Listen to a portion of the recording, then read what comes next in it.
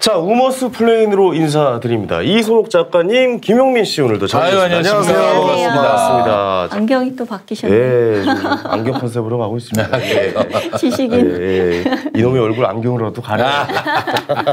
그렇습니다. 이번 주도 역시 젠더 이슈가 굉장히 많은데 본격적으로 주제에 들어가기 전에 살짝만 좀 언급하고 가도록 하겠습니다. 오늘 제가 기사를 하나 봤는데 여성 중에 2명 중에 1명이 나는 페미니스타라고 10명 중에 5명 여론조사 결과가 발표가 됐다고 그러더라고요. 이거는 어떤 의미로 받아들여야 될지 모르겠어요. 그 의미겠죠. 아니, 페미니스트라는 거 자체는 사실 나쁜 의도는 아니잖아요. 근데 이제 극단적으로 약간 좀 레디컬 페미니스트 분들 때문에 좀 문제가 좀 계속 발생하는 부분이기 때문에 쉽게 얘기해서 정영진, 황현희, 김용민을 여성 절반이 쓰레기로 보고 있다. 이렇게 보면 되는 것 같습니다. 저까지 포함됩니까? 너도 포함됩니다. 어떻게 본인은 빠져나가려고 합니까? 개탄스럽네요. 이 개 발음을 잘 듣는다. 개탄스럽습니까? 이거는 작가님이 보실 때는 어떻게 생각을 하시는 거예요? 작가님도 한때는 약간 또 나는 페미니스트다라고 하셨잖아요. 뭐 그럴 수 있죠. 우리가 나는 보수주의자다, 나는 진보주의자다라고 자기 포지션에 대해서 판단하잖아요.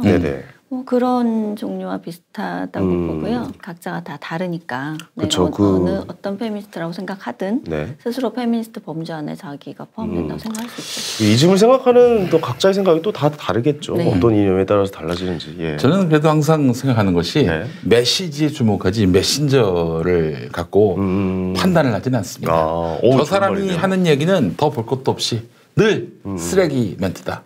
이렇게 생각하지 않고 저 사람의 메시지가 어떠할까. 뭐 늘 같은 얘기를 하더라도 미세한 변화라도 있는가. 그것도 그 말에 정확한 본인은 무엇인가. 이렇게 성실하게 연구하는 자세. 우리 페미니즘을 말씀하시는 분들도 메신저보다는 메시지에 주목하는 자세를 가졌으면 좋겠다. 근데 지금 레디컬 페미니스트는 이거 메신저만 주목하고 있는 것 같아서 참 안타깝습니다. 지금 김용민 씨 맞죠? 오랜만에.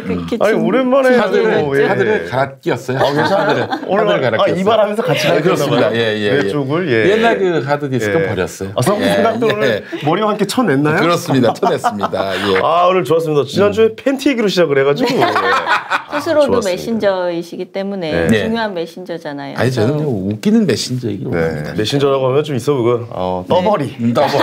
뭐 이렇게 정리를 야부리 아가리 뭐 이런 거 있잖아요.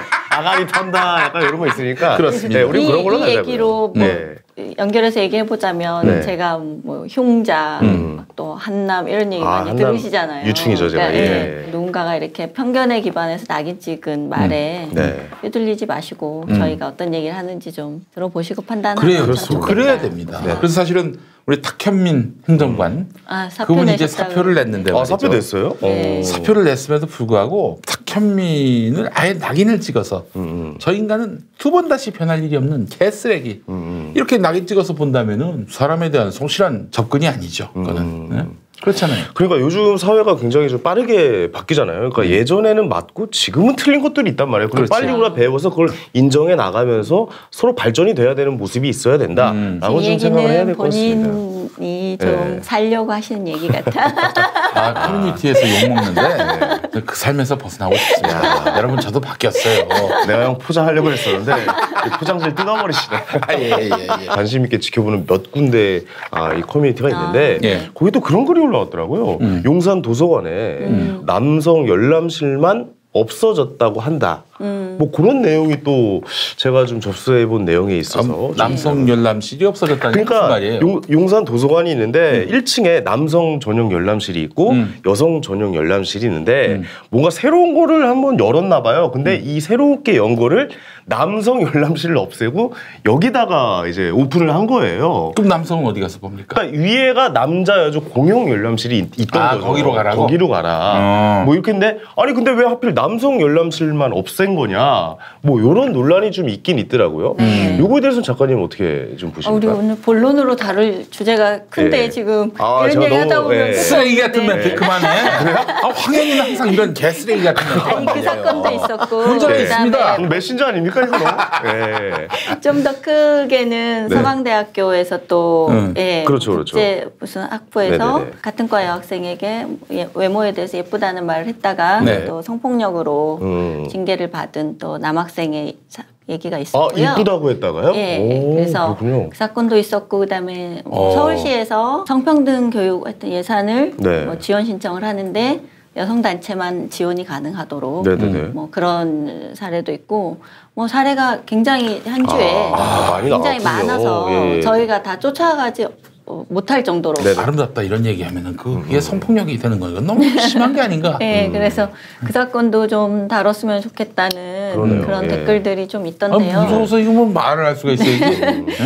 다룰 수 있을지 하여튼 모르겠지만 제 생각에는 지금 제 생각은 이 사건 말고도 뭐 시립대학교에서 여학생들한테 무고를 당해서 뭐 성폭력범으로 물렸다는 하여튼 그런 사건도 있었고요. 그래서 대학가에서 일어나고 있는 이런 성폭력 관련한 사건들 그걸 좀 한번 한 해 다뤄볼까 생각하고 모아서, 있습니다. 그럼 모아서 한번 다뤄보고. 그래서 그런 얘기를 아예 안 하려고 저도 안 하면 펜스룰이다 또 이래버려가지고 어떤 걸 그 중에서 좀 주의 깊게 볼지는 저도 지금 생각하고 있는데 저는 뭐 서강대 사건에서는 사과라는 것 그다음에 스쿨미트나 이런 대학가에 많은 성범죄 관련한 분쟁 상황에서 제가 중요하게 보는 것 중에 하나는 성폭력 상담소라든지 뭐 여성민회라든지 이런 식으로 성범죄에 대한 어떤 판단을 하는 그런 단체들이 운동단체들이 사실상의 어떤 사법기구 같은 역할을 하고 있는 이런 현실에 대해서도 좀 한번 다뤄볼까 합니다. 아니 근데 송영선님께서 약간 좀 뼈 때리는 질문을 하나 하셨는데 남자한테 잘생겼다고 하는 것도 이거 성희롱이 되는 겁니까? 이렇게 보여주셨네요. 큰 울리면 되는 거잖아요. 외모에 대한 뭐 어떤 평가, 평가가 들어간 발언은 뭐 성폭력일 수 있다. 뭐 그 논리라면, 그 논리라면 그렇게 받아들일 수 있다. 근데 그게 성별 무관하게 그렇게 적용되어야 되는데 지금 보통은 안 그러죠. 여성에게 하는 것에 대해서 이렇게 해서 좀 저희가 젠더 이슈 단신을 좀 한번 다뤄봤습니다. 네, 그렇습니다. 이미 알고 먹고 하나 먹고 갑시다. 그래요. 여러분, 자 이제 또 비타샵 그린 스무디를 소개하지 않을 수가 없는데 이건 뭐냐면요. 이게 한 포에 한 3,000원 정도 됩니다. 근데 이게 말하자면 한마디로 얘기해서 식사 대용. 여기 저녁 못 먹었는데. 그렇습니다. 요거 하나 저기 드시면요 한 끼가 되는 거예요. 근데 되게 우리 선식 생각하면은 좀 역겹기도 하고. 먹고 싶지 않기도 하고 그러잖아요. 거북할 때가 있어요. 실망했어요. 오늘 밤이 아니라서. 아니 한번 드셔봐. 드셔봐.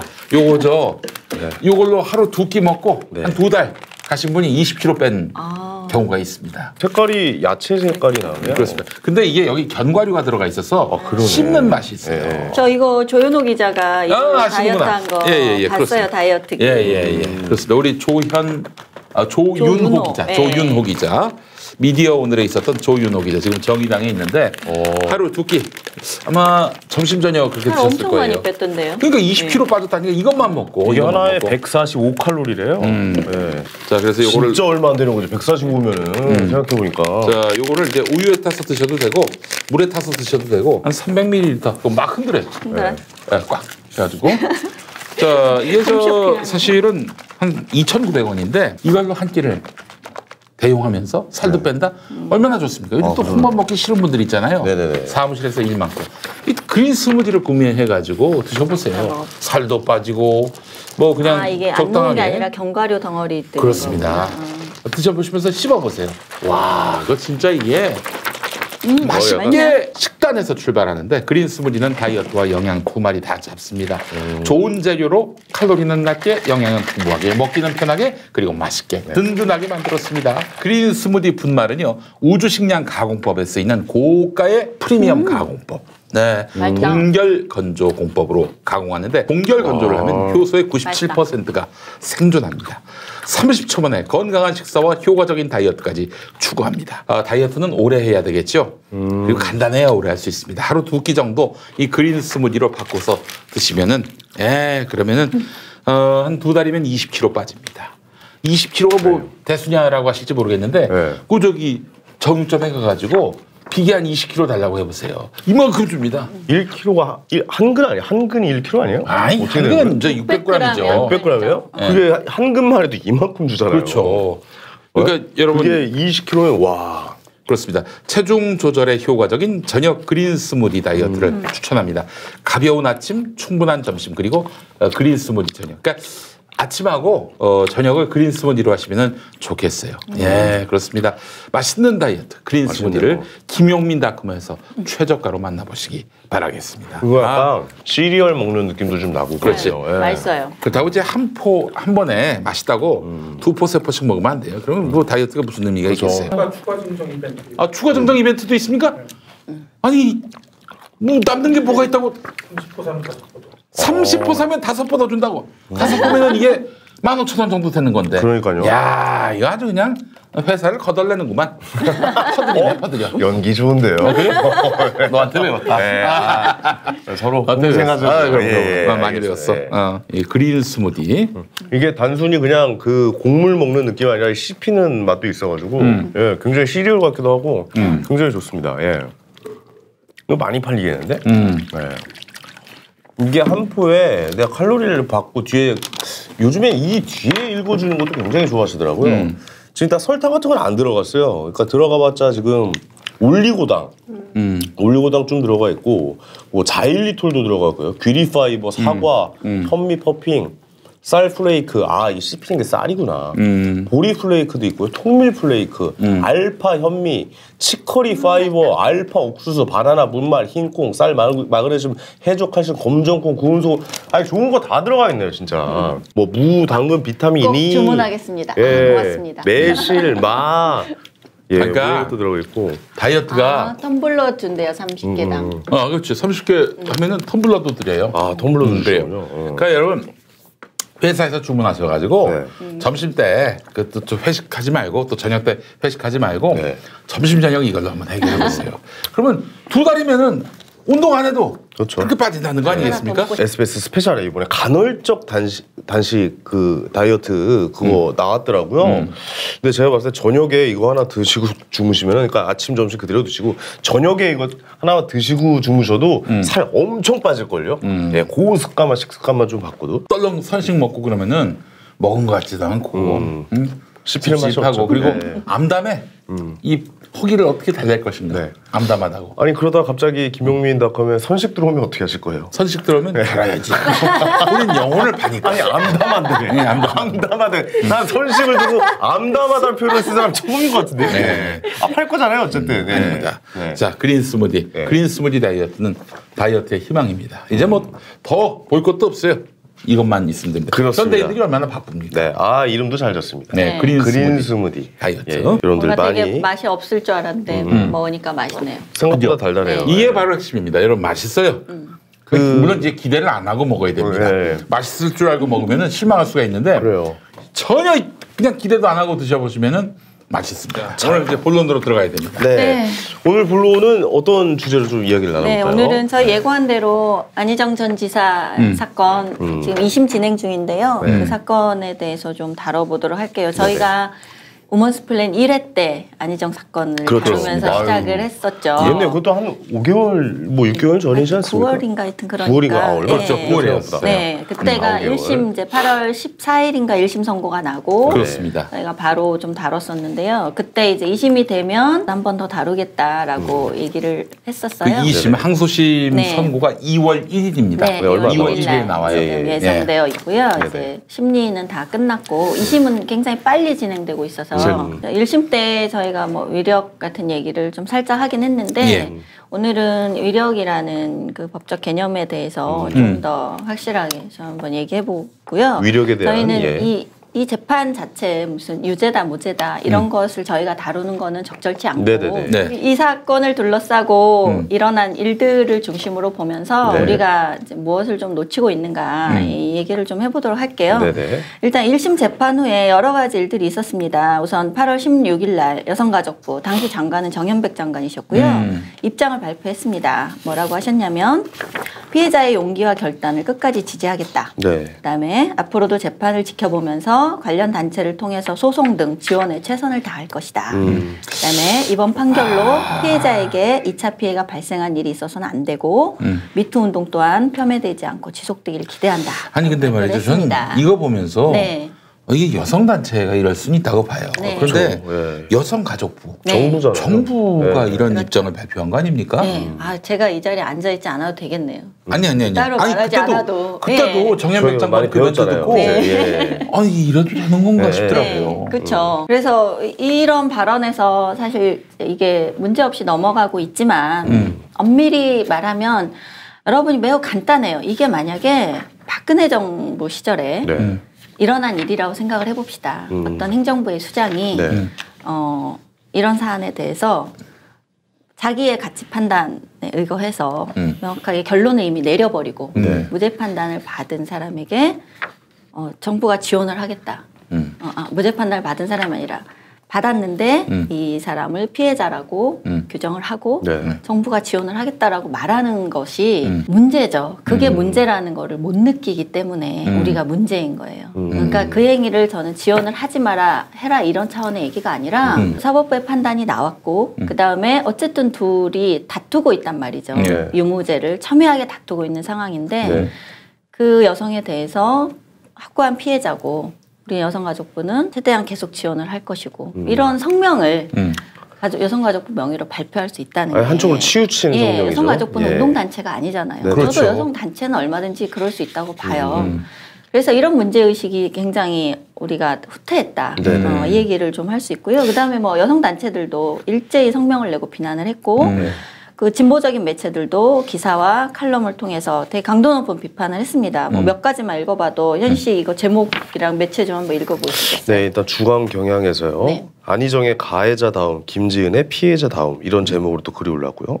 한국일보에서는 남자들이 상상할 수 없는 것이라는 기사의 제목으로 올랐고 경향신문입니다. 경향신문이 제일 많네요. 한겨레랑. 경향신문 재판부는 안희정에 묻지 않았다. 그리고 다시 태어날 수 있는 권력이 만든 무죄. 또 있습니다. 법원은 안희정을 심판하지 않았다. 그리고 한국에선 절대 위력의 피해자가 되지 말 것. 경향신문에서 역시 안희정 무죄의 3가지 위력. 그리고 마지막으로 경향신문에서 위력이란 무엇인가 뭐 이런 내용의 기사를 실었고요. 한겨레에서는요. 위력, 유죄 판결, 피고인을 검증했다. 이건 한겨레 21일. 예, 한겨레 21일이고 한겨레 신문에서는 안희정에게 무죄 준 위력 개념 132명에게 물어봤다라는 또 기사의 제목이 있었고요. 한국일보에서는 위력은 소리내지 않는다. 헤럴드 경제에서는 노라고 말할 수 없는 관계도 있다라고. 이거는 이게 민변여성위원회에서는 의견서에서 제가 발췌한 기사 제목들이에요. 네네. 한겨레에는 물론 이거보다 훨씬 많습니다. 한겨레와 경향이 뭐 가장 많고요. 이 기사들을 보면 아시겠지만 이미 제목에서부터 거의 성명서 수준의 제목들을 뽑고 있잖아요. 예, 재판부를 규탄하고 일제히 이런 뭐 비난 일변도의 기사들이 많이 보도됐죠. 이게 미투 사건이 일어나고 가장 큰 규모의 어쨌든 국민적 관심도가 높은 사건이었잖아요. 그렇죠. 진보 매체뿐만 아니라 사실상 보수 매체들도 조금 더 온건하거나 강경하거나 그렇죠. 어조의 차이는 있지만 되게 일괄적으로 많은 비판을 했습니다. 그리고 제가 몇 가지 반응 중에서 일단 정치권 반응을 하나 크게 좀 모아봤고요. 그 다음에는 민변 여성인권위원회가 낸 의견서를 좀 정리해봤습니다. 정치권 반응이 8월 21일, 그 8월 14일 선고가 난 후에 1차 여성가족위원회가 열렸습니다. 그 1심 판결 후에 열린 첫 회의고 이때 이 판결 후 그리고 미투 폭로 후에 열린 여성가족위원회 회의여서 29건의 미투 관련 법안들이 일단 상정이 됐습니다. 일제히. 그리고 주요 발언들을 좀 요약을 해보자면 자유한국당의 김연아 의원은 제가 오늘 얘기할 사건 중에 하나를 또 입법 발의한 매우 위헌적인 법안을 하나 발의해서 마지막에 얘기를 살짝 할 건데요. 자유한국당 의원입니다. 안 전 지사가 무죄라면 이것은 대한민국 사회가 유죄가 아닌가 이런 얘기를 하셨고요. 여기에 정현백 장관은 피해자를 보호하고 무료 법률 지원을 적극적으로 하고 있고 앞으로도 적극 수행해 나갈 예정이다라고 답을 했습니다. 이날 회의의 특징은 여야가 충돌하거나 갈등이 전혀 없습니다. 일제히 안희정 1심 판결에 대한 성토대회 분위기였습니다. 일치 거의 단결해서 다른 목소리가 전혀 없었어요. 유죄에 이었어야 한다라는 네, 목소리들이죠. 그렇죠. 예, 무죄 판결을 비판하는. 근데 이제 이거는 모양새가 어떠냐면은 네. 문재인 정부가 안희정이라는 사람의 소송과 관련해서 안희정의 그 다음 소송 패배를 도모하기 위해서 국가적 예산과 공권력을 동원한다? 이런 그림이 돼버리는 거예요. 문희정, 문희정이래. 문재인 정부가. 예, 좀 행정부로서는 저는 적절하지 않은 행동이라고 봐요. 예. 뭐 이렇게 사실 얘기가 돼도 결론적으로는 그렇죠. 할 말이 그럴 수 없죠. 있죠. 예. 그렇게 추론하는 사람도 있죠. 특정한 개별 사안의 재판에 이런 식으로 지원을 한다는 거는. 김연아 의원이 이런 질문을 했습니다. 이게 매우 중요한 건데요. 법원에서 무죄 판결을 받았는데 피해자가 맞습니까? 라고 질문을 하니까 정현백 장관이 뭐라고 얘기를 하셨냐면 저희는 3심의 결론이 날 때까지는 피해자라고 생각합니다. 라고 답을 했습니다. 아니 이건 거꾸로 아니에요? 3심 때까지는 가해자가 무죄 추정 원칙에 따라서 가해자가 아니게 돼야 되는 거 아니에요? 아니 그러니까 피해자라고 생각한다고 하면은 가해자가 있기 때문에 피해자가 있는 거 아니겠습니까? 그러면 그분은 당연히 법적으로 결정이 나지 않은 상태지만 무조건 가해자로 인정을 할 것이다. 그러니까 이 남자라는 성은 도대체 뭐냐고요. 그러니까 그동안 간첩들에게 해서도 안 될 일들을 왜 남자에게 무죄 추정의 원칙이 이런 식으로 적용이 되냐. 그러니까 지금 정현백 장관 얘기는 유죄 추정 원칙이 3심 결론 날 때까지 간다. 이런 얘기 아닙니까? 그렇죠. 물론 형사법상의 대원칙이기도 하지만 우리가 어떤 사건을 볼 때 어떤 사람에 대해서 사법적인 판결이 나기 전까지 무죄 추정의 원칙을 적용한다는 건 매우 당연한 보편적인 인권상에서도 정말 지켜야 될 원칙인데 오히려 행정부의 수장께서 3심 결론이 나기 전까지는 피해자라고 생각한다라고 말씀을 하시니까 그렇다면 제가 만약에 지금은 장관이 아니시지만 묻고 싶은 게 있어요. 그러면 이게 3심까지 가서 안희정 전 지사가 무죄라고 판결을 3심까지 받았어.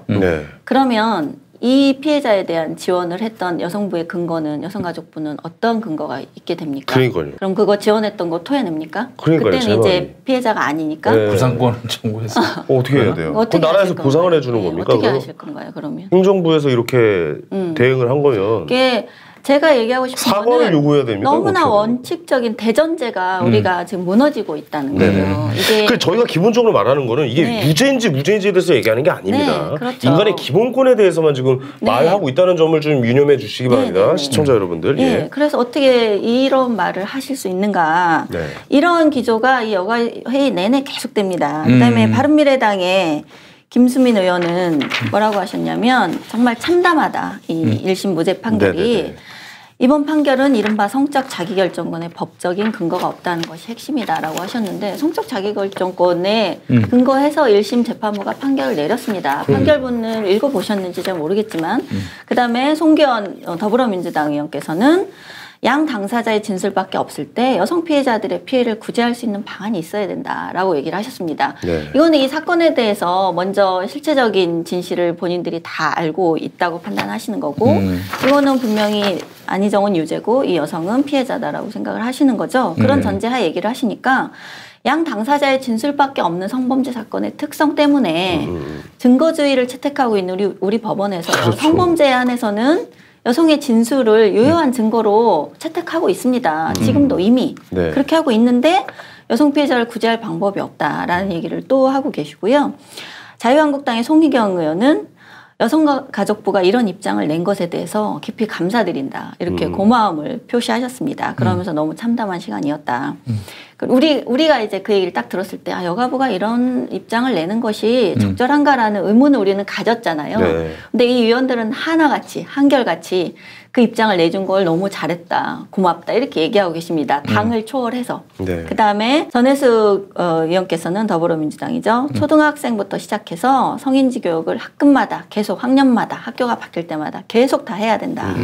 이런 얘기를 또 하셨습니다. 중학교도 해야 되고 고등학교도 해야 되고 대학도 해야 되고 이런 얘기를 하셨고요. 자유한국당의 신보라 의원은 피해자에게 불리한 그 피의자 측의 일방적인 주장들이 여과 없이 언론에 보도됐다. 이건 분명한 이체 피하니까 여가부가 조치를 해라. 라고 하니까 여가부 장관께서 조치하고 있다. 우리가 뭐 언론에도 계속 가이드라인을 제시하고 이러고 있는데 정부 용역도 줘서 이런 언론 보도를 어떻게 해야 될지 이런 것도 계속 감시하고 하고 있다라니까 신보라 의원이 뭐라고 그랬냐면 가이드라인 같은 것만 발행하지 말고 거기에 만족하면 안 된다. 강제 지침을 여가부가 시행해야 된다. 예, 언론 보도에 된다. 대해서. 그런 얘기를 또 강하게 요구를 하셨고 바른미래당의 신용현 의원은 당시 또 고은 시인 사건도 있었잖아요. 네네. 최영미 시인과 그 사건에 대해서 고은 시인이 최영미 시인을 상대로 손해배상 청구를 했단 말이죠. 그것에 대해서 미투 운동에 브레이크를 걸은 거다. 이번 선고 때문에 어렵게 만들어진 미투 운동이 잘못하면 사망 선고가 될 수 있다. 이런 우려를 표현하셨습니다. 아니 이제 뭐 결국 사법부가 판단하겠지만은 그럼 고은 시인은 손해배상 소송을 청구하면 안 됩니까? 그러니까 어떻게 하라는 얘기예요? 그러니까 가만히 손발 묶여놓을 테니까 가만히 있어라라는 거죠. 각각 권리에 다니는 개인이고 그 개인이 가진 권리, 자기방어 조치를 할 수 있는 자유와 권리가 당연히 있죠. 저에 대해서 소송 건 분들이 있었어요. 그분들에 대해서 난 뭐라고 얘기한 적은 없어. 그 법정 가서 내 의견을 얘기할 뿐이지. 사람이 가진 권리인데. 소송 청구는 상대방의 권리예요. 내가 아무리 저 사람이 말도 안 되는 소송을 걸었다라고 생각해도 그건 권리야. 아니 연쇄살인마한테도 국선 변호인 붙여주잖아요. 그렇죠. 어떻게 보면 그 사람의 권리이니까 최소한의 인권을 어떻게 보면 실현시켜 주는 거 아니겠습니까? 근데 그런 것조차도 하지 말라는 겁니까? 어떻게 되는 거예요? 그걸 이제 규탄하는 거죠. 그다음에 재윤경 의원이 또 좀 특별한 얘기를 하셨는데요. 더불어민주당에 홍대 그 누드 크로키 모델 몰카 범죄 사건 있죠. 그 남성에 대한 재판 그 얘기를 하면서 이게 가해자 피해자 성별이 바뀌었다면 과연 그런 판결이 있었겠느냐 그러면서 이 홍대 몰카 사건에서는 가해자에 대해서 아주 집요할 정도로 여성이라는 점을 부각시키고 징역 10개월이란 중형을 내렸다. 그럴 만한 범죄였는지 동의하기 어렵다. 이 안희정 사건에서는 남성 가해자에게 무죄를 주고 여성이 가해자일 때는 징역 10개월을 내렸다. 이게 전혀 다른 사건을 같은 사건인가 이유가 됩니까? 전혀 지금? 다른 사건을 붙여서 얘기하면서 이 판결의 부당성을 저는 그래서 이 발언도 좀 놀랐고요. 그다음에 윤종필 의원께서 자유한국당 피해자의 용기와 결단을 지지한다. 그런 여성가족부의 표현이 1심 판결에 대한 유감 표명으로 봐도 되겠느냐 하니까 정영백 장관이 사법부 판결을 존중해야 하지만 여성가족부 입장에서는 피해자의 지원을 한시도 늦추지 않겠다라는 뜻이다. 이렇게 발언했습니다. 네. 오늘 또 표창은 의원 얘기를 또 하게 되는데요. 표창은 의원이 가장 깁니다. 또 하필 말씀을 길게도 하셨고. 그리고 유일하게 표창원 의원님 그 코멘트에는 빨간색으로 이렇게 줄줄하셨네요, 작가님이. 너무 많아요. 많고 중요한 발언을 많이 하셨습니다. 들어볼까요? 뭐라고 하셨냐면 사법부 판결에 대해서 행정부 장관이 언급하는 것이 적절치 않다라는 말씀으로 일관하고 계신데 과연 그렇다면 여성가족부의 존재 이유가 뭐냐라고 강력하게 질타를 하셨어요. 하시면서 사법부 판결 자체가 정치권이나 장관이 언급하는 게 부적절하고 사법부 독립성을 훼손할 수는 있겠지만 훼손할 수 있겠지만 하면서 하라는 건 뭡니까? 훼손하면 안 되는 건데 그 과정과 절차에서 뭐 위배된 게 있으면 잘못 적용됐다 이런 충분히 문제 제기를 할 수 있다. 네. 그러면서 안희정 전 지사 1심 판결은 위력의 존재에 대해서 행사하지 않았다라는 말도 안 되는 법리 적용이 이루어졌는데 그걸 못하게끔 여가부가 했었어야 되는 거 아니냐 이런 질타를 하셨습니다. 여가부가 사법부의 판결에 관여할 수 있는 부서입니까? 행정부가? 아니 이게 상권분립 아닙니까? 상권분립이죠. 당연히. 그러면서 또 얘기하신 게 대법원이 이미 위력의 존재는 행사하지 않더라도 그 자체가 행사다라는 판결이 있다라고 얘기를 하시는데 그런 판결 없습니다. 그런 판결 처음 들어보는데? 없습니다. 없는데 이 얘기를 다른 인터뷰에서 또 하셨더라고요. 무슨 말이죠? 그런 판결이 있다면 우리 사법부가 바보도 아니고 대법원에 그런 판례가 존재한다면 1심 판결이 이렇게 나올 수가 없어요. 형사 절차를 잘 아시는 분께서 이런 얘기를 막 던지시는지 좀 제 이해가 안 갔고요. 그다음에 사법부 정연백 장관이 내가 안 그래도 대법원장을 만나서 성범죄 사건에서 이런 이 1심 판결의 문제뿐만 아니라 강간죄 적용이라든지 양형이라든지 이런 얘기를 적극적으로 개진했다라고 얘기를 하셨습니다. 그러니까 뭐라고 얘기하셨냐면 왜 대법원장만 만나느냐. 판결은 하급심 판사들이 내리는데 1심, 2심 판사들을 다 만나서 적극적으로 여가부가. 그게 말이 됩니까?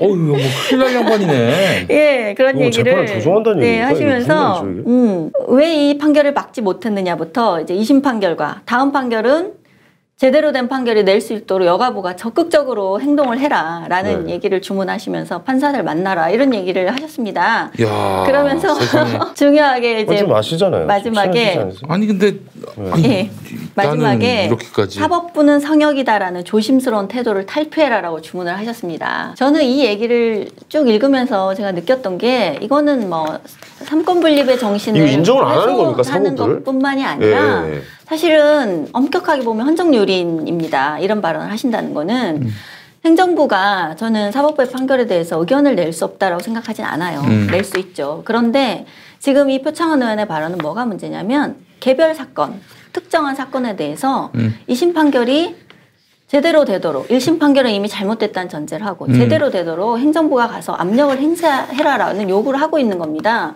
국회 공식 회의장에서 입법부가 행정부의 압박을 넣어서 사법부의 개별 재판 사안에 대해서 어떠한 판결이 나도록 특정 판결이 나도록 압력을 행사해라라는 발언을 하고 계신 겁니다. 이 발언은 정말 문제가 있죠. 그런데 그 자리에 여가위에 법률가 출신도 있고 이분은 경찰 출신이시잖아요. 네, 어쨌든 형사 절차를 다뤄본 분이고 이런 분들이 포진해 있음에도 어느 누구도 이런 발언에 문제 제기를 하지 않을 뿐더러 문제의식 자체가 없다는 거예요.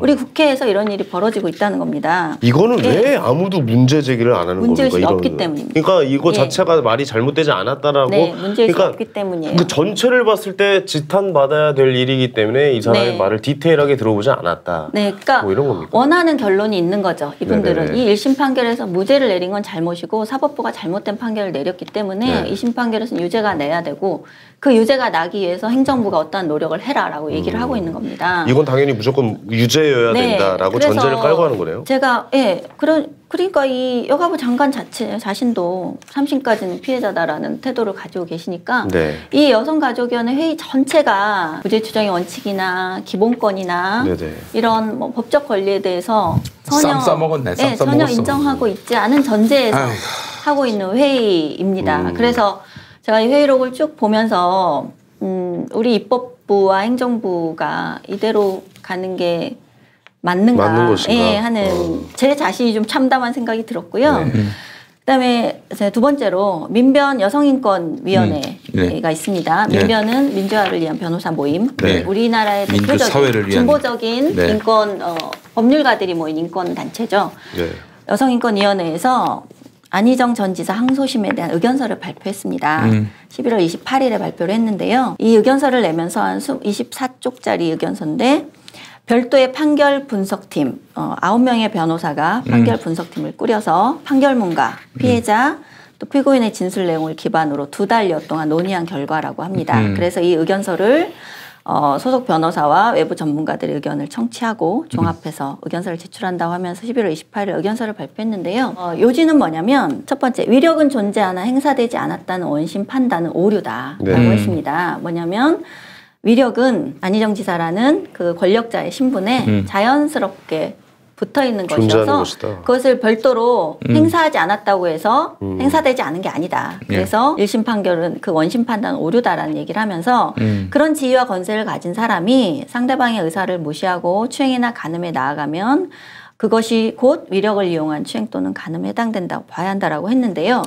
여기서 중요한 거는 위력 행사 행위가 없더라도 지금 이게 했다는 거예요. 그런데 본인들이 이 설시한 문구를 봐도 상대방의 의사를 무시하고 라는 전제가 있습니다. 근데 이 재판부는 상대방의 의사를 무시했다는 검사 측의 근거가 부족하다고 그걸 배척할 만한 증거를 못 찾았기 때문에 무죄 판결을 내린 거거든요. 그러니까 본인들의 말에서도 그 핵심 요점이 있는데 그걸 무시한 채로 행사하지 않았어도 행사한 거다라는 말을 하고 있는 거죠. 위력이란 개념 얘기는 제가 잠시 후에 좀 더 그 형법을 두고 정확하게 얘기해 보도록 하고요. 이미 그런 대법원 판결이 있다라고 얘기를 했습니다. 명확하게 판시하고 있다. 98년 대법원 판결에서. 근데 별도의 위력 행사 행위가 없더라도 위력 간음죄로 처벌한 대법원 판결은 없습니다. 없습니까? 그게 없다는 걸 알기 때문에 이런 의견서를 내는 거예요. 법률가들이니까 스스로 잘 아실 겁니다. 그다음 두 번째, 성인지 감수성 면에서 문제가 많은 판결이다라고 했습니다. 유무죄 판단의 근거로 제시한 판결 이유가 성인지 감수성을 제대로 반영하지 못한 것으로 평가될 경우 그 판결은 설득력을 가지지 못한다고 얘기를 했는데요. 말이 어렵습니다. 성인지 감수성이 뭐예요? 네, 성인지 감수성은 그 성범죄에서 어떤 여성의 진술이 일관되지 않거나 뭐 모순적으로 보이거나 그다음에 사건 이후의 행동들이 전형적인 어떤 피해자의 우리가 흔히 생각하는 전형적인 피해자의 행동으로 보이지 않더라도 그 진술을 혹은 그 행동을 배척하면 안 된다. 왜냐하면 그 사건이 일어난 전후 관계 이런 맥락들을 다 살펴서 판단해야 한다는 게 성인지 감수성이라는 개념입니다. 김지은 씨의 경우는 네. 어떤 겁니까? 김지은 씨 경우에는 그 공소 사실이 10개인데요. 그 중에 진술이 이제 번복되거나 그 진술을 뒷받침하는 근거들이 부족하거나 이런 경우들을 근거로 그 1심 재판부가 판결문에 자세하게 썼습니다. 그런데 이 민변 여성인권위원회 의견은 그런 1심 재판부의 판단 자체가 성인지 감수성이 결여됐다라고 주장을 하는 겁니다. 성인지 감수성. 그러니까 김지은 씨의 그런 상황에 대해서 배려심 있게 지켜봐줘야 하고 그러니까 또 그 전후 상황들에 대해서 정말 관심을 가져야 되는 것을 재판부가 안 했다는 건데 재판부가 꼭 그걸 성인지 감수성을 그 판결문에 담아야 합니까? 재판부가 안 하지도 않았고요. 그 116쪽인가 그래요, 판결문에. 그 판결문을 다 읽어보시면 알겠지만 성인지 감수성을 매우 중요하게 적용해서 판결을 내렸고 그렇게 판단한 이유를 매우 자세하게 써놨습니다. 그래서 제가 성인지 감수성은 성범죄 재판에서 이렇게 고려하라고 권고하는 요소고요. 대법원 판례 최근에 2번 언급이 됐습니다. 그 배척하면 안 된다고, 그러니까 손쉽게 배척하면 안 된다는 대법원 판례에 들어있는데 이것이 법적인 개념이 아니에요. 법적으로 형사법상 성인지 감수성이라는 것을 법적 개념으로 규정되고 그래서 이것을 어겼을 시에는 어떤 처벌이 되고 어떤 양형 조건이 붙는다라는 개념이 있는 개념이 아닙니다. 그렇기 때문에 형사법상 원칙들의 우위에 있는 개념이 아닌데 이 판단은 재판은 형사법상 재판을 지금 하고 있는 거잖아요. 형사재판이니까. 그런데 1심 재판부가 성인지 감수성을 곳곳에 언급을 합니다. 그다음 민변 여성위원회에서 얘기한 성인지 감수성에 못 미쳤다고 주장하는 거죠. 그런데 그것은 재판부의 판단과 서로 다른 것이고 이거는 결국은 그런 감수성이라고 하는 모호한 개념에서 오는 한계라고 저는 봐요. 그런 또 주장이 있었고요. 세 번째는 중요하게 언급하고 있는 게 있는데 합의에 의한 관계였다는 비서실의 입장은 잘못이다. 안희정 전 지사가 미투 폭로가 있고 이런 입장문을 간단하게 발표했었습니다. 왜냐하면 비서실이 위력 가늠이 아니라 합의에 의한 관계였다라는 입장을 발표했다가 안희정 전 지사가 자신의 페이스북을 통해서 짧은 이런 입장을 발표합니다. 거기서 언급했던 게 합의에 의한 관계였다는 비서실 입장은 잘못이다. 이렇게 얘기를 했는데 그러니까 합의에 의한 관계가 아니었다라고 안희정이 진술했다. 라고 민변은 얘기하고 있는 거예요. 이것이 사건 폭로 직후에 피고인이 밝힌 첫 번째 입장이고 두 번째는 스스로 밝혔고 그다음에 법률 검토나 주변 조언을 받지 않은 상태에서 사과를 한 것이기 때문에 진정성이 담보된다. 그러니까 합의에 의한 관계가 아니다라고 말한 안희정 말을 믿어줘야 한다. 네, 그다음에 입장을 보류하거나 해석의 여지를 남긴 내용이 아니라 명백하게 합의에 의한 관계를 부인하는 취지라는 점 등을 비추어 볼 때 그러니까 신뢰성이 있다. 안희정의 말을 믿어라라고 그 얘기하는 겁니다. 지위에 있으면서 그 여비서를 상대로 해서 위력에 의해서 간음을 한 것이기 때문에 이렇게 안희정이 진술한 것을 믿어줘야지. 왜 그건 안 믿느냐 재판부가. 그런데 이런 얘기예요. 민변 얘기가. 그렇죠. 이 말만큼은 절대적으로 믿어야 된다. 약간 그런 의미네요. 그러면 반대로 좀 묻고 싶은 게 그렇다면 그동안 미투 폭로를 당한 사람들이 첫 일성으로 난 그런 적 없다. 뼈를 때리시네. 라고 하면 맞네요. 그 진정성으로 믿어줄 겁니까? 그런 무죄인 거잖아요. 그 내가 하지 않았다라고 하면. 가해자가 무죄. 그래서 이 입장문 자체는 해석의 여지가 없는 게 아니라 해석의 여지가 있죠. 저는 도의적인 그 입장 발표라고 봤습니다. 어쨌든 그런 정치인으로서 이런 도덕적인 문제 본인 자신이 어쨌든 유부남이고 도덕적으로 사실 용납할 수 없는 행위를 저질렀다는 부분도 있고요. 그다음에 본인이 계속 페미니스트임을 강조했었어요. 그리고 자신 스스로가 아닌 비서실을 통해서 이런 입장이 섣불리 나간 것에 대한 책임도 있는 거고요. 그래서 저는 비서실의 입장은 잘못이라는 말은 달리 해석될 여지도 있습니다. 근데 이게 달리 해석될 여지가 없다는 것은 민변 여성의 의견이고요. 도의적인 사과와 책임을 언급한 말로도 충분히 읽힐 수 있는데 이걸 근거로 진정성이 있으니까 이것을 뭐 거의 자백의 근거로 수용해야 된다라는 지금 얘기를 하고 있는 거예요. 네. 그럼 그 뒤에 이 사람 말의 진정성, 그 뒤에 내가 하지 않았다, 난 위력으로 강제로 그런 적이 없다라고 한 말은 믿어주면 안 되고 자신들이 원하는 판결에 대한 진술만 이라고 규정되는 것만 믿어줘야 되고 이건 진정성이라고 볼 수 없죠. 어쨌든. 아니 근데 그게 첫 번째 입장 표명이었다는 점이 그렇게 중요한 내용으로 우리가 저건 믿어야 된다라는 그게 되게 그런 내용입니까? 법정에서는요.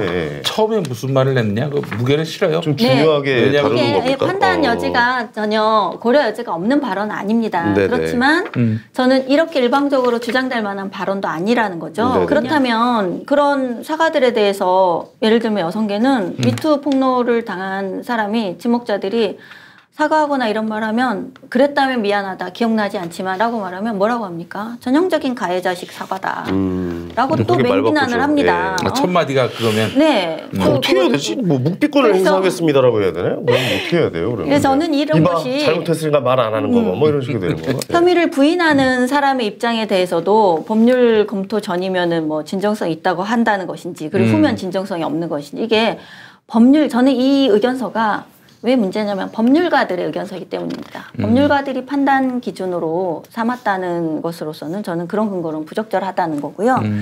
그다음에 피고인의 주장에 대해서는 너무나 관대하고 수용적인 입장을 취한 반면 피해자의 주장에 대해서는 별다른 근거도 없이 과도하게 의심하는 이중적인 잣대를 보였습니다라고 썼습니다. 이건 인상비평이네 그냥. 네. 그런데 116쪽이라는 판결문이 나온 적이 있습니까?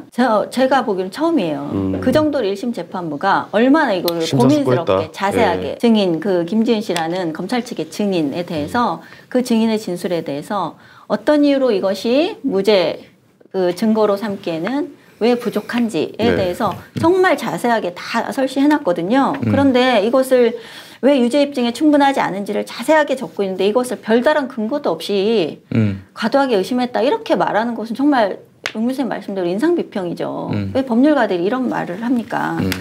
그러면서 인용한 것들이 조선법제편찬위원회 형법 기초요강 이런 거 자료를 예로 들면서 그 입법 취지, 이 위력 간음죄에 대한 입법 취지를 얘기하고 있는데요. 그 입법 취지로 볼 때 이게 이제 조선법제편찬위원회니까 아마 일제시대 굉장히 우리가 멀리 올라간 원래 이 법 개념에서 약자의 지위에 있는 부녀의 정조를 농락하는 소행에 대하여 그것이 강간이 아닌 이상 아무런 처벌 규칙도 없는 게 우리 형벌 법규이므로 이러한 행위를 처벌케 위함이다라고 설명되고 있어서 강자의 지위 자체를 처벌의 근거로 삼았다 이렇게 주장을 합니다.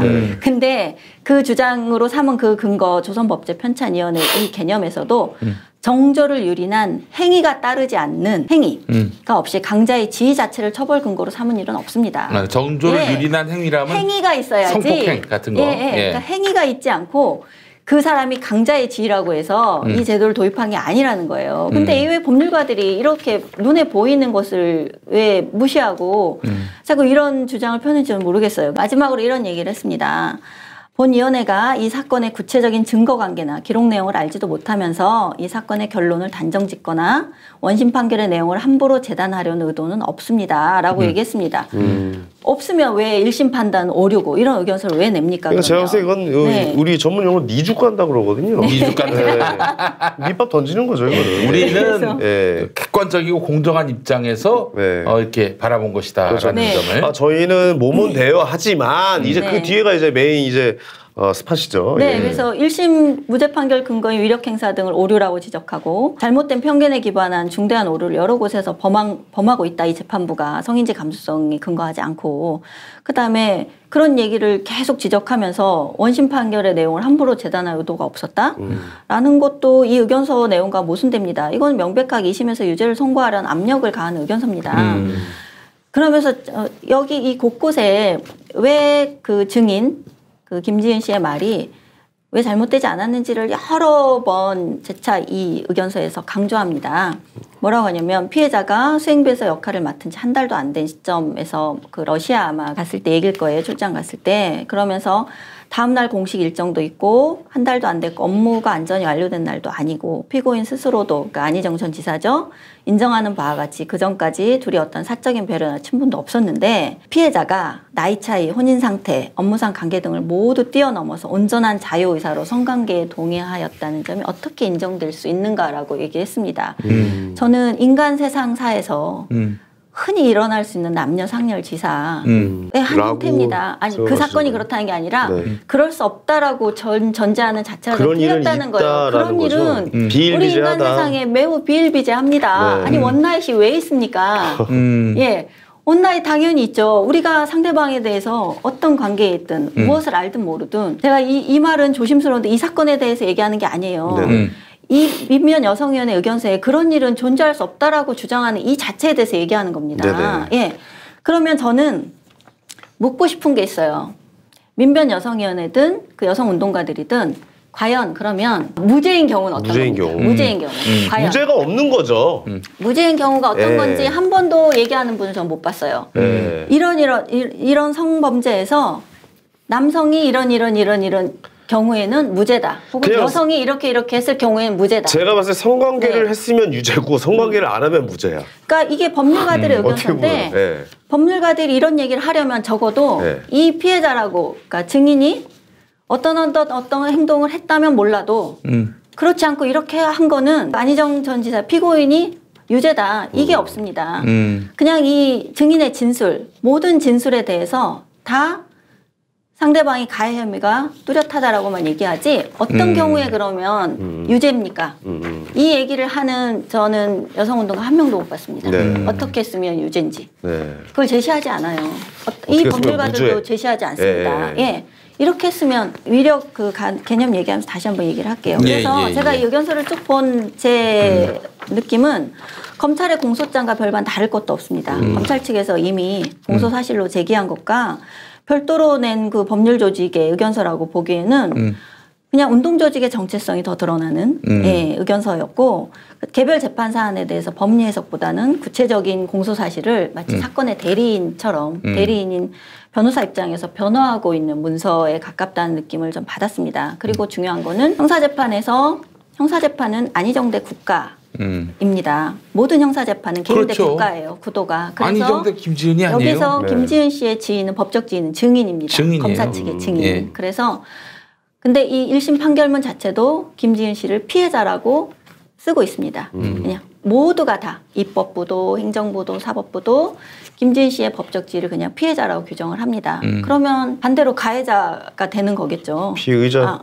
이 피고인이. 범법자죠. 범법자. 피해자가 아니라 이제 재판으로 넘어왔기 때문에 이분은 피고인이에요. 피고인이 되는 거예요. 피고인이고 피고인은 자연히 그냥 가해자고 이 증인의 법적 지위를 가진 이 분은 그냥 피해자고 저는 판결문에 왜 피해자라고 쓰는지 저는 이해가 좀 안 됐어요. 제가 그 판결문을 보면서 재판 중인데 그리고 법적 지위가 명백하게 증인이고 증인이 그 법적 지위를 뭐 이 사람의 정체성에 비해서 훼손하는 개념도 아니고 모두가 다 다른 형사 재판에서도 증인입니다. 근데 이것을 왜 성범죄에서는 특수하게 피해자라고 설치를 하는지 전 그것도 좀 이해가 안 됐어요. 자, 그래서 제가 민변 여성위원회가 그 주장하는 성인지 감수성 매우 중요하게 취급하고 있는 성인지 감수성으로 이 사건을 볼 때 피고인이 무죄를 받을 수 있는 경우는 어떤 경우인가?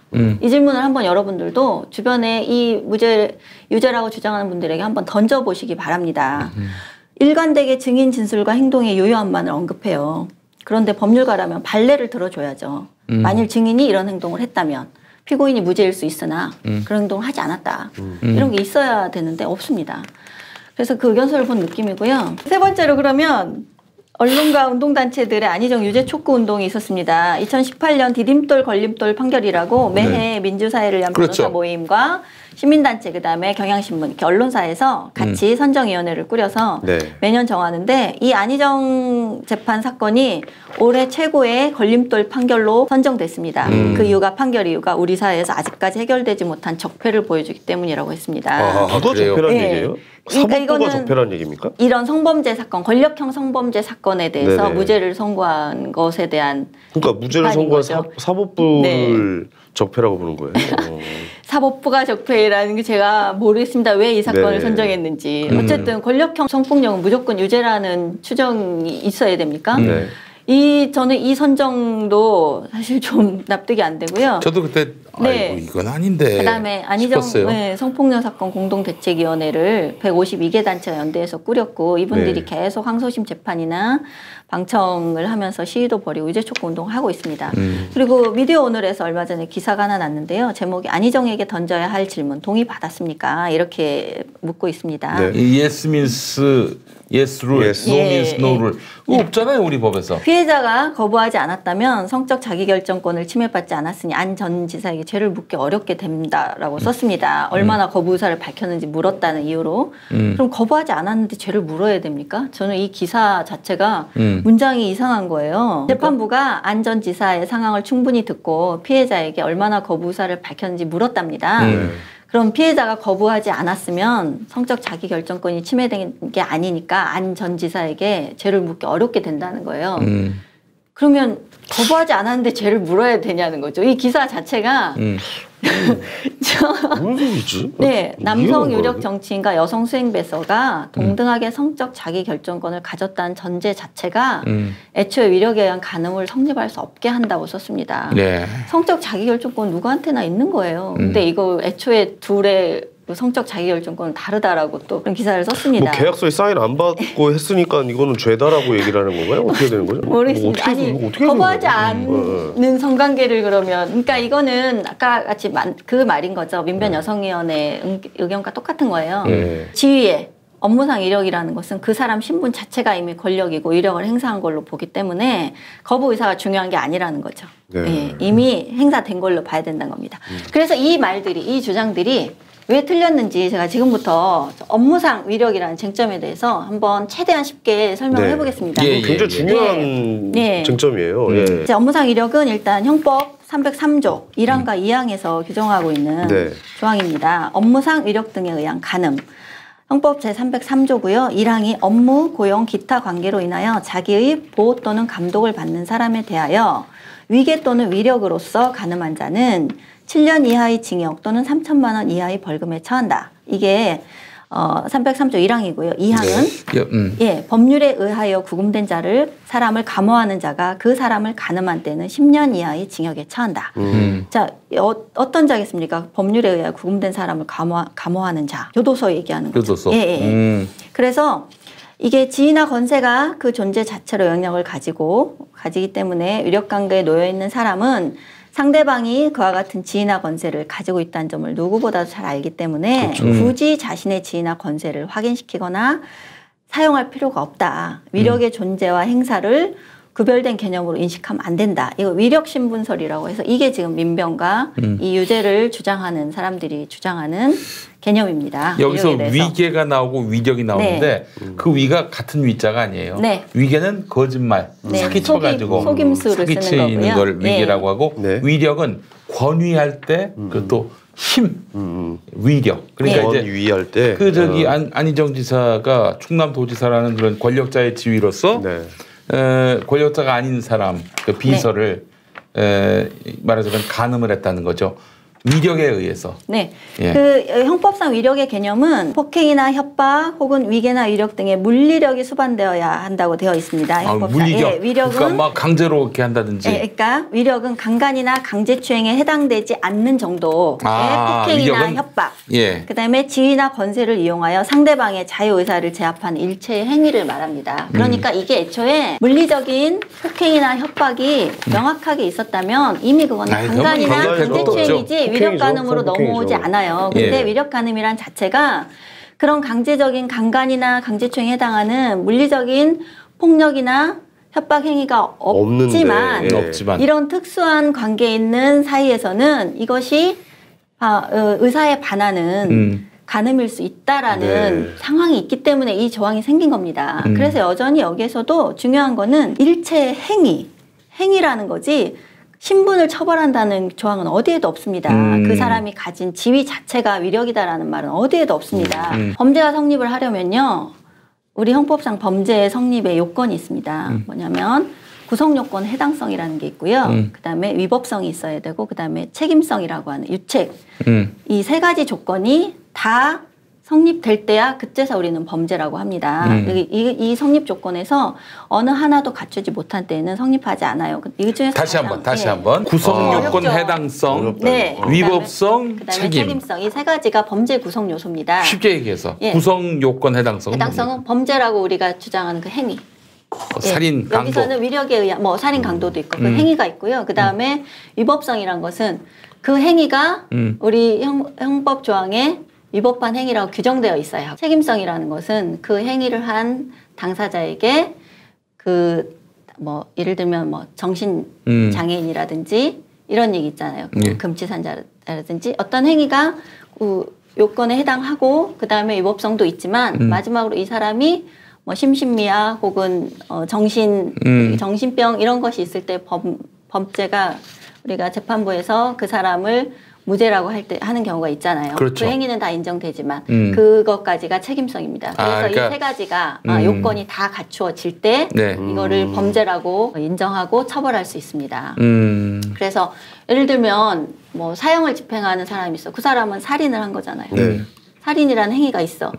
그런데 이 사람은 법에 근거한 자기 업무를 집행하는 거잖아요. 그렇기 때문에 이 사람은 살인죄에 적용되지 않죠. 아, 그러네. 이런 식의 사람을 죽이지만 사람을 죽이지만 이런 식으로 청소년 혹은 뭐 아동에 한해서 그런 아동을 죽였어. 그럼 그 위법성에서는 또 정당방위 같은 게 있습니다. 살인을 했지만 정당방위일 때는 그 사람에게 유죄가 선고되지 않는 이런 것처럼 이 세 가지 조건이 다 갖춰져야 되는데 그 중에서 가장 중요한 게 일단 구성요건 해당성입니다. 행위가 일단 먼저 있어야 우리 형법은 행위를 처벌하는 것이지 마음을 처벌하지 않거든요. 그렇죠. 어떤 경우든 행위가 있어야 되는데 여기서 해당하는 행위는 위법하고 유책한 행위를 의미합니다. 그래서 범죄라는 게 먼저 행위 존재를 요건으로 하는데 아까 말했던 신분 보호 관할 감독하는 지위에 있는 사람 그런 신분에 해당하죠. 이거는 신분 요소는 충남도지사 행위 요소랑 중첩되지 않아요.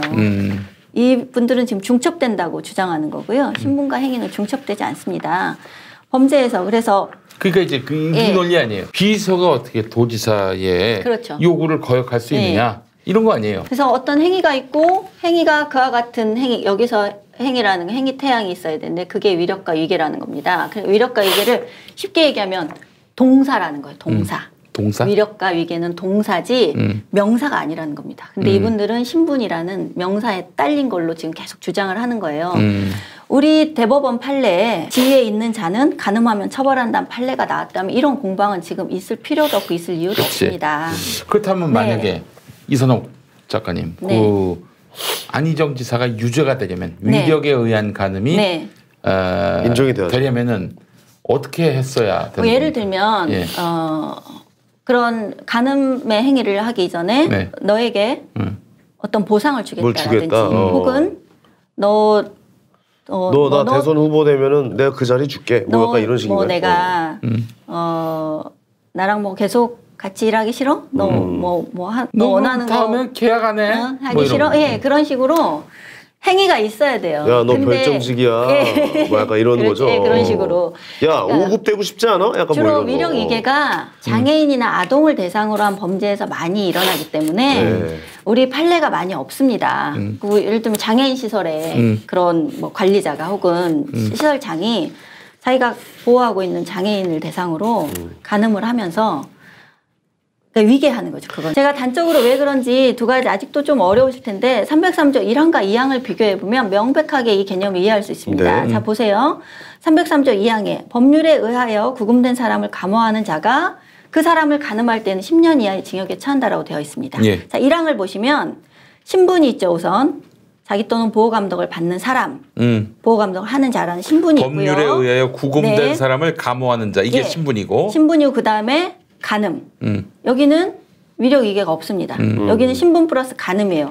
이 경우에는 위계든 위력이든 상관없이 그 교도소에 있는 사람이 수용자를 간음했을 때는 무조건 위력 간음죄가 적용된다는 겁니다. 둘이 합의해도? 예, 합의해도. 합의해도요? 합의해도. 그래서 이 조항이 별도로 있는 겁니다. 만약에 신분이 위력과 다 붙어 있는 거라면 이 별도 조항이 필요 없습니다. 왜냐하면 위력 관계에 있으면 무조건 처벌해야 되니까. 이게 별도로 규정된 자체가 이 법조항이 무슨 차별성을 있는지를 보여주는 건데요. 303조 1항에 보면 업무 고용 기타 관계로 자기의 보호 또는 감독을 받는 사람 있죠. 신분이 있습니다. 그 다음에 위계 또는 위력으로서라는 행위가 있습니다. 그 다음에 간음. 신분 플러스 간음 플러스 위력이라는 행위가 조건으로 따라 붙습니다. 이 두 조항의 차이가 바로 위력이라는 개념을 아주 명백하게 설명해주고 있는 거예요. 보여줍니다. 만약에 이 조항이 따로 2항이 없었다면 이 조항은 합의든 뭐든 필요가 없다는 거예요. 왜냐하면 어떤 차이가 있겠습니까? 교도소라는 수용시설이라는 공간 자체가 자유의사가 이 피해를 입은 사람이 자유의사라는 게 존재하지 않기 때문이죠. 예를 들면 내가 이런 다른 공간에서 이런 일을 당할 때면 내가 몸을 피할 수도 있고 혹은 뭐 직장을 그만둘 수도 있고 어떠한 선택지가 있단 말이죠. 근데 이 교도소라는 공간 자체는 이 피해자가 도망갈 수도 없고 피할 수도 없고 자유의사가 이미 제압된 상태에 있는 제한된 공간에 놓여 있기 때문입니다. 그래서 어떤 형태를 취했든 간음하면 위력 간음이에요. 처벌이 됩니다. 어쩔 수 없이 힘을 이용할 수밖에 없는 공간이다. 애초에 그렇게 전제된 곳이기 때문에 관계이기 때문에 그런데 신분 간음 플러스 위력이라는 이 명백하게 다른 조건의 법조항이 왜 있느냐. 그러면 여러분이 생각할 때 안희정 전 지사와 김지훈 비서 사이에 과연 어떤 조건이 붙었으면 그러면 무죄라고 판결이 나겠습니까? 둘이 어떤 조건이 더 붙으면 위력 간음이 아니고 한번 생각해 보세요. 둘이 생각 한번 해보세요. 퀴즈인가요? 네, 퀴즈입니다. 정답이요? 네. 둘이 뭐 사랑하는 관계였으면은 일단 무죄겠죠? 그렇죠. 하지만 뭐 지위를 이용한 뭐 아까 얘기했던 너 별정직 그만하고 싶어? 아니면 너 올라가게 해줄게. 약간 이런 말이 나왔으면 이제 그거는 둘이 이제 만약에 유죄가 되겠죠. 연인 관계라고 칩시다. 그러면 무죄라고 주장할 수 있겠죠. 그렇죠. 그렇다면 무죄죠, 이 신분이 곧 위력이다라고 주장하는 쪽에서는 이 민변 의견서에도 나옵니다. 안희정 지사가 그러면 둘이 연인 관계였음을 입증해라라고 합니다. 그럼 연인 관계였으면 입증하면 무죄라고 할 겁니까? 왜냐하면 신분은 위력은 신분에 붙어 있는 건데 둘이 연인 관계인들 그 신분이 다 달라지나요? 안희정 지사가 유력한 정치인이고 도지사라는 신분은 변함없잖아요. 그럼 신분 유력설에 따르면 두 사람이 연인이어도 무죄는 불가능합니다. 그렇죠. 그러면 법조항이 어떻게 바뀌어야 되냐면 그런 관계에 있으면서 연인 관계를 제외한 간음 행위가 위력이 됩니다. 그럼 우리 법조항에 연인 관계라는 조항이 있나요? 없죠. 그럼 연인 관계라는 조항이 다시 바뀌면 이 2항 아까 말한 교도소 2항은 또 필요가 없습니다. 그러면 1항, 2항이 다른데 이거를 같이 해석하는 거는 재형 법정지 위반입니다. 이게 2항에서도 이제 구금된 사람과 그 보호 규정할 필요가 없죠. 그 연인이라고 주장하면 그건 또 무죄가 될 수가 규정할 있으니까. 필요가 없죠. 이런 게 별도로. 그러니까 여러분이 단적으로 이 형법 조항 위력 간음이란 죄가 왜 이렇게 구성이 돼 있는지를 저는 충분히 알 만한 법률가들이 왜 그런 주장을 신분 이력서를 주장하는지 제가 좀 이해가 안 돼요. 그거는 연인이든 아니든 상관없는 일이다. 상관없는 그 주장에 따르면 관계없죠. 그 주장에 따르면 그 주장에 따르면 연인인들 그 사람이 가진 위력은 신분에 붙어 있는데 무슨 변화가 있습니까? 그럼 이 연인이란 것도 그분들 주장에 따르면 자유의사로 연인이 됐는지 그 위력 때문에 강제로 연인 행세를 했는지 그거를 또 판단을 알 수 없죠. 그래서 신분 위력설은 명백하게 틀렸습니다. 그 위력이란 개념이 형사법상 어떻게 규정되어 있는지를 보면 명백하게 답이 나오는데 이것을 왜 그런 주장들을 하느냐면 이념이기 때문이에요. 제가 볼 때는 이념을 법 위에 두려는 행동입니다. 그래서 대법 판례가 없음에도 계속 있다고 우기고 그 하급심들의 어떤 사건을 가져와서 이럴 경우에는 무조건 처벌해야 된다. 이런 위력관계. 이 신분 위력설을 두자면 대한민국에서 모든 상하관계 상급자 하급자 사이에 있는 직장인들 사이에서 뭐 성관계를 했다 그러면 다 위력간음죄로 처벌할 수 있습니다. 그러네요. 직장 선배와 직장 후배 둘이 사이에 연인이든 뭐든 무조건 그 상대 여성이 나중에 그것이 부동의에 의한 거였다라고 주장하면 다 위력간음죄로 처벌돼야 됩니다. 그러니까 이게 연인이었다가 논리학장에 무리가 없어요. 연인이었다가 마무리를 잘 못하면 다 성범죄자가 될 수 있겠네. 그렇지. 왜냐하면 여성의 감정을 나쁘게 하고 헤어지면은 성범죄자가 될 수 있는 가능성이 굉장히 높겠네요. 이거는. 네. 만약 이대로 적용이 된다면. 네, 그래서 지금 만약에 벌어지고 있는 그런 사내 연애들도 다 잠재적 강간입니다. 이 신분 이력서를 계속 주장하시면 그래서 원하는 목적이 있다고 하더라도 이렇게 적어도 법률가들이라면 저는 이런 법적 개념을 무한 확장하거나 혹은 왜곡하는 것은 지금 1심 재판부가 성인지 감수성이나 혹은 뭐 2차 피해, 여성계에서 주장하는 뭐 그루밍 여러 가지 개념들을 다 고려했습니다. 저는 재판에 그런 걸 고려한 자체가 매우 노력했다고 봐요. 그러면서도 그 고뇌에 찬 얘기를 합니다. 그렇게 다 고려했으나 우리는 어쨌든 비동의 간음죄도 아직 입법부 영역에서 위반되지 않은 상태에서 현행 형사처벌 조항에 따라서 우리는 판단할 수밖에 없다라는 그런 고민을 보이고 있습니다. 그래서 제가 몇 가지 얘기를 했는데 어쨌든 안희정 전 지사 재판을 보면서 우리가 놓치고 있는 것이 대한민국의 헌법 27조 4 형사 피고인은 유죄 판결이 확정될 때까지는 무죄로 추정한다. 무죄 추정의 원칙이 있죠. 그런데 입법부, 행정부, 사법부 모두 무죄 추정의 원칙을 지키고 않고 있다는 것 우리가 아까 봤을 때 헌법 위에 군림하고 있다. 그다음에 형사법의 보편적이고 규범적인 구조를 배척하고 특수한 이데올로기적 개념을 그보다 우위에 두려는 압박이 법률가들 사이에서도 계속 문제없이 이루어지고 있다는 거예요. 법 위에 이념이 있지 않습니다. 그런데 그리고 피해는 상황이지 정체성이 아닙니다. 그런데 계속 이걸 여성이라는 성별 혹은 특수한 지위에 놓인 사람일 경우에는 무조건 이걸 적용하고 성인지 감수성으로 판단해야 되고 이런 것들이 계속 무리한 압박을 가하고 있고요. 근데 문제는 저도 사실 많이 고민되는 게 이런 얘기를 하지만 성범죄라는 특수성이 있습니다. 그래서 그동안 많은 여성들이 사실 증거가 없는 상태에서 안쓰러운 일이 성범죄 많았죠. 피해를 입고도 상대방을 처벌하지 못하고 이런 일들이 반복되어 왔기 때문에 결국은 그런 걸 받아들여서 재판부도 우리 사법부도 성인지 감수성도 도입한 거고 그다음에 증거주의도 성범죄에 한해서는 여성의 진술만으로도 증거를 인정하고 이런 변화들이 있어 왔습니다. 그런데 그런 변화들이 있기 시작하면서 그동안 예전에 증거가 없어서 고통받던 여성들 그 여성들과 똑같은 상태에 남성이 피해에 태어나는 놓인 남성들이 지금 이제 계속 등장하고 있는 거죠.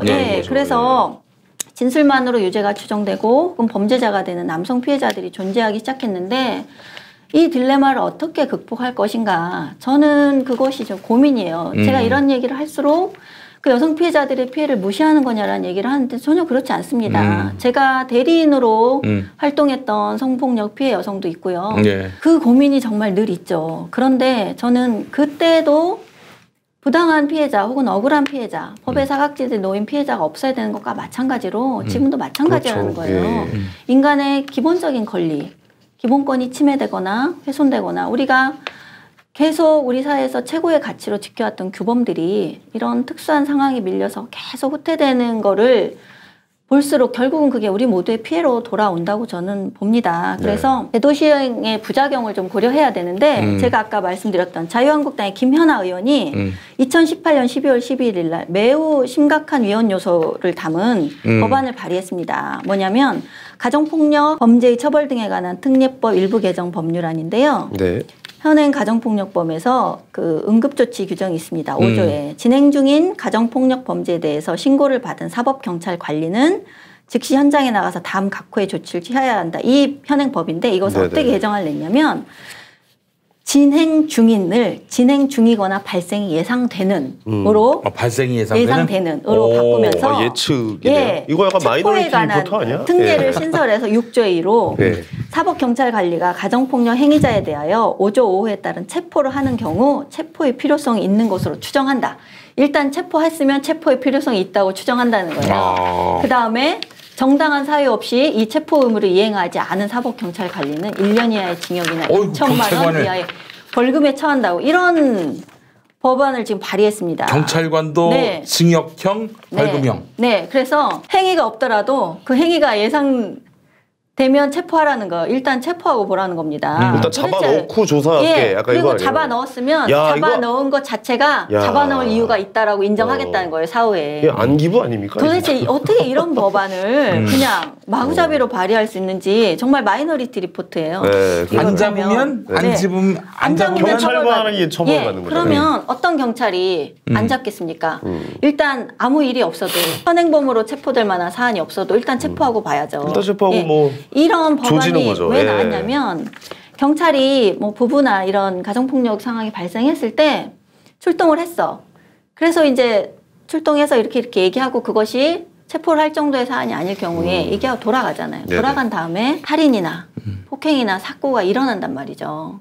그럴 경우에 이제 그런 사건이 일어나니까 그때 경찰이 격리했다면 안 벌어졌을 거 아니냐. 이런 그렇죠. 차원에서 나온 법입니다. 이해가 가요. 그렇지만 현재 범죄 행위가 아닌데 공권력에게 그걸 범죄 행위가 있을 거라고 예상하고 체포를 하라는 거는 그렇게 공권력에게 무한한 권력과 자의성과 남용할 권한을 주면 우리의 기본권은 어디로 갑니까? 남산부활이네요. 네, 이런 법을 지금 발의하고 있다는 겁니다. 길거리 가다가 정영진하고 황현희를 체포해도 되겠네요. 미래의 범죄가 예상됩니다. 미래에 그럴 수도 있을 것 같다. 그거 가능한 거 아닙니까? 우리가 어떤 경우에도 국가 권력에게 우리의 권리를 종속시키거나 자의적으로 남용할 수 있는 권한을 주어서는 안 됩니다. 그렇죠. 그런데 입법부가 어떻게 이렇게 무슨 성범죄 영역에서는 이렇게 그냥 아무런 문제의식 없는 기본권 헌법 정신 훼손하는 이런 위헌적인 법안을 발의한지가 이해가 안 가요. 그래서 오늘 마무리를 좀 하자면 어떤 사안이든 기존 구조에 반복 선상이 있다 하더라도 우리는 모든 사안을 다 개별적으로 판단해야 됩니다.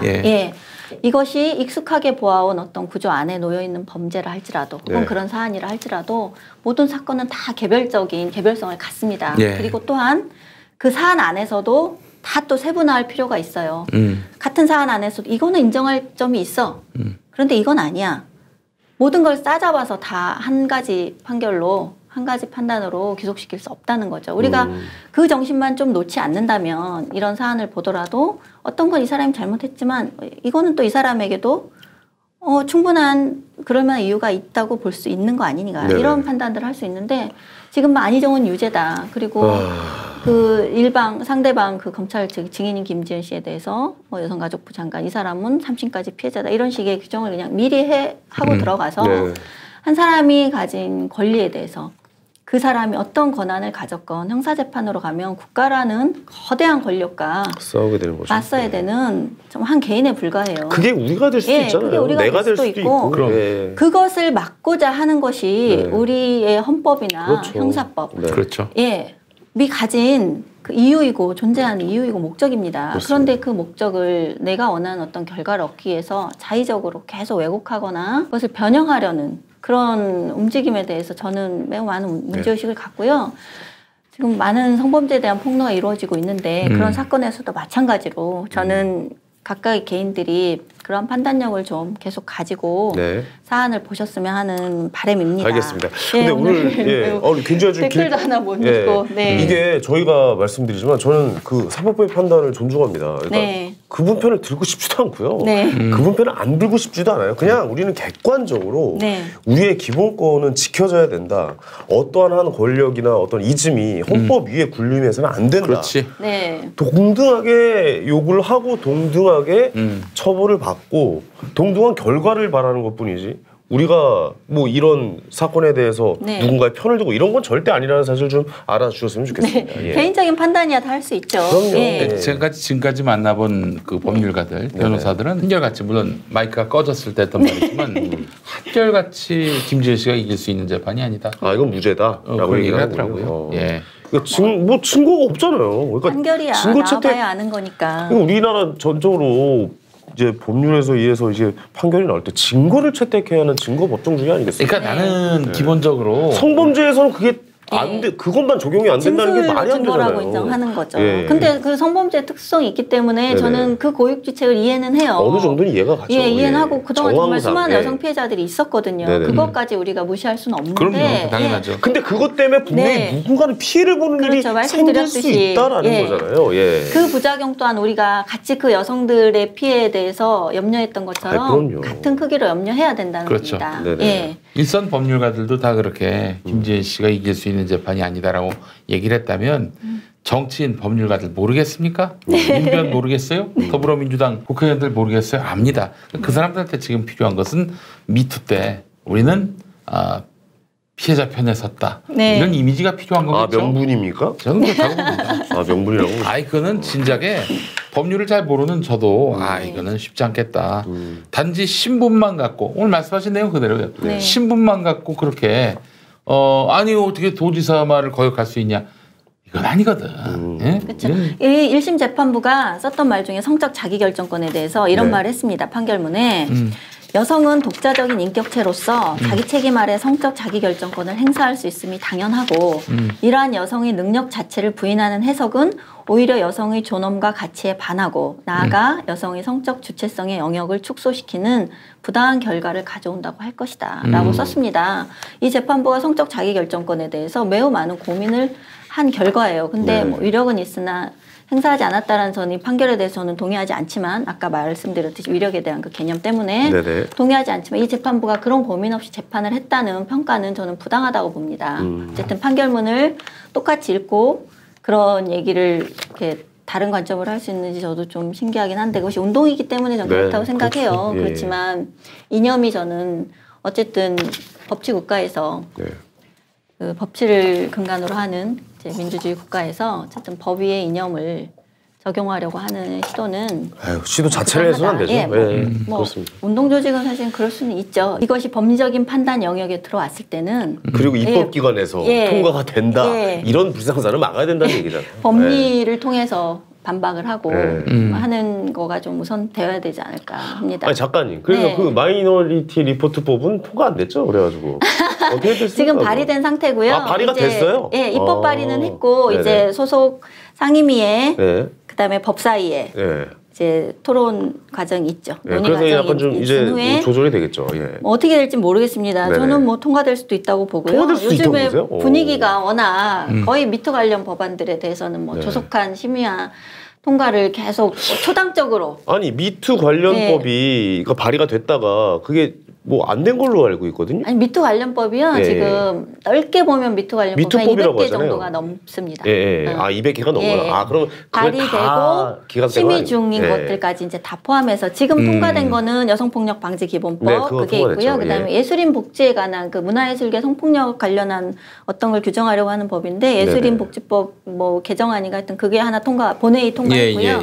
지금 본회의 통과한 게 있고 이제 상임위에서 논의 중인 것들이 있고 하여튼 다 포함하면 제가 그 미투 발의법에 관련해서 한 해를 하려고 좀 조사를 하던 중에 너무 많아가지고 정말 너무 많아요. 그래서 나중에 한 회차 다뤄보도록 하겠습니다. 그 법이 요소 잘 만들어져서 정말로 그렇게 사회적으로 위력을 행사하고 나쁜 짓을 하는 사람을 단속하는 기능을 좀 제발 좀 했으면 좋겠습니다. 선의의 피해자가 나오지 않게끔. 근데 여성폭력 방지 기본법에서도 보듯이 저는 매우 졸속 법안들이 지금 많고요. 위헌적인 요소들도 있고 어떤 사건이 있을 때 이렇게 우르르 이렇게 일어나는 법안들이 대부분 포퓰리즘적인 법안들이 많습니다. 그래서 우리가 정말 매의 눈으로 감시하고 그런 일들이 좀 필요하죠. 다음 주에 저희가 이제 벙커원 교회에서 공개 방송을 하려고 합니다. 서울 마포구 월드컵 북로 오가길. 그렇죠. 월드컵 오가길이 아닙니다. 월드컵 북로 오가길. 그 링크 내보낸다고 하셨는데 저희 8-15 지하 1층 벙커원 교회에서 여러분들 저희 그 커뮤니티 공지에도 다시 한번 아마 하실 거예요. 근데 예약을 받아야 돼. 왜냐면 공간이 뭐 이렇게 80명 선착순으로 받는다고 합니다. 저희가 신청하시면 못 들어오실 수 있으니까 여러분 저를 봐서 많이 와주세요. 다 모셨으면 좋겠는데 근데 이렇게 얘기하는 것도 웃긴 게 그러니까 안 오면 이것도 안 오는 수도 있어요. 김용무 씨, 이거 안 올 수 있어요. 여기 맨날 이선옥 사랑합니다 하신 분들 다 와주세요. 네. 여성분들도 혹시 뭐 이렇게 방송을 시청하고 계신 여성분이 계실지 안 계실지 모르겠지만 여성분들 많이 오셨으면 좋겠습니다. 많이 오셔서 이야기 나눠보는 시간. 알겠습니다. 저희가 질문도 많이 받고 서로 좀 많이 좀 아마 신청서에 여러분이 원하시는 얘기 이렇게 쓰도록 할 거라고 해요. 그러면 거기서 그날 뭐 질문하실 거나 듣고 싶은 얘기 있으면 적어주시면. 그리고 제 욕도 적어주셔도 되고 김용민 씨에게 또 하고 싶은 말씀 적으셔도 되고. 자, 서울 마포구 월드컵 북로 오가길 8-15입니다. 저희가 따로 이건 공지에 올릴게요. 네, 그러시죠. 알겠습니다. 오늘 굉장히 좀 오랜 시간 동안 홈모스 플레인 함께 법률 해주셨네요. 얘기해서 재미없었죠. 아유 재밌었습니다. 이렇게 다루는 데가 없어요. 재밌는 얘기만 하겠습니다. 아니 이렇게 다루는 데가 없다고. 진짜로. 우먼스 플레인에서만 가능한 얘기였던 것 같습니다. 오늘도 이성훈 작가님 수고 많으셨고요. 긴 시간 수고하셨습니다. 감사합니다. 저희 다음 주에 뵙겠습니다. 다음 주에 공개 방송에서 만나요. 공개 방송에서 뵙겠습니다.